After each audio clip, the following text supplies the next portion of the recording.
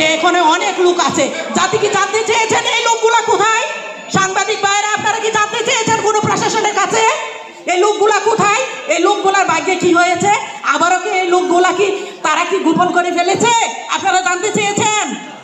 এই প্রশ্নের উত্তর আমি খুঁজতে চাই। আমি সদবানা বিধবা, আমরা এই শত শত বোনরা আর কতকাল অপেক্ষা করবো স্বামীর প্রিয়জনের জন্য? একটা স্বামী একটা নারীর কাছে কত প্রিয়। আপনারা যখন ঘরে ফিরে যান আপনাদের সন্তান আপনাদেরকে ধরে না, বাবা বলে ডাকে না। আমাদের সন্তানরা কাকে বাবা বলে ডাকে? আমার সন্তানের বাবা কোথায়?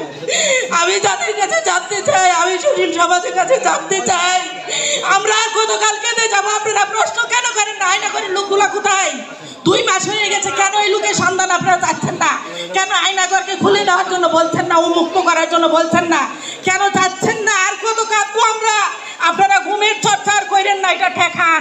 একটা থাবা থেকে আরেকটা থাবায় এই জাতি যেন না যায় সেদিকে লক্ষ্য রাখেন। শত শত ভাইয়েরা এই জন্য রক্ত দেয়নি, গুলিকে শত শত ছেলেরা পঙ্গুত্ব বরণ করেছে। 2021 সালে কাজ করা শুরু করে আমার মনে হয়েছিল যে ভবিষ্যতে এমন কোনো সময় আসবে যখন বাংলাদেশে কাউকে আর জোর করে তুলে নেওয়া হবে না।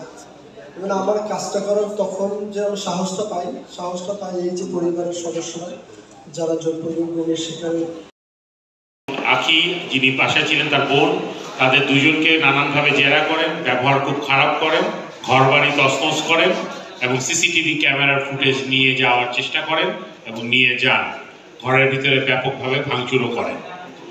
তো এই যদি হয় অন্তর্বর্তীকালীন সরকারের অবস্থা, এবং একই সাথে আইন এবং স্বরাষ্ট্র উপদেষ্টাদেরও দৃষ্টি আকর্ষণ করতে চাই এর মধ্য দিয়ে, বিশেষ করে সাংবাদিকদের দৃষ্টি আকর্ষণ করতে চাই যে যথাযথ কর্তৃপক্ষ যেটা আছে তাদের কাছে প্রশ্ন করা, কি কারণে মায়ের ডাকে সদস্য সাইফুল ইসলাম শ্যামলকে তুলে নিয়ে যাওয়া হয়েছে, কি কারণে গুমের শিকার সাজিদুল ইসলাম সুমনের ভাই সাইফুল ইসলাম শ্যামলকে তুলে নিয়ে যাওয়া হয়েছে, কি কারণে সানজিদা ইসলাম তুলির ভাই সাইফুল ইসলাম শ্যামলকে তুলে।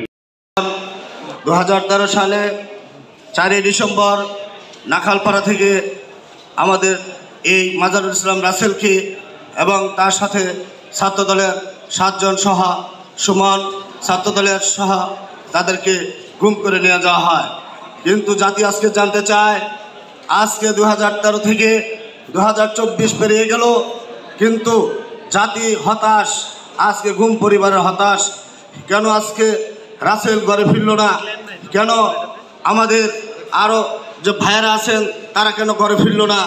আজকে আমি এই স্বৈরাচার শেখ হাসিনা বিদায় হওয়ার পরে যার হাতে দেশ আজ পরিচালনা, আমার সন্তান অপেক্ষা করছে, আমাকে প্রশ্ন করছে, মা আমার বাবাকে নিয়ে আসুনি।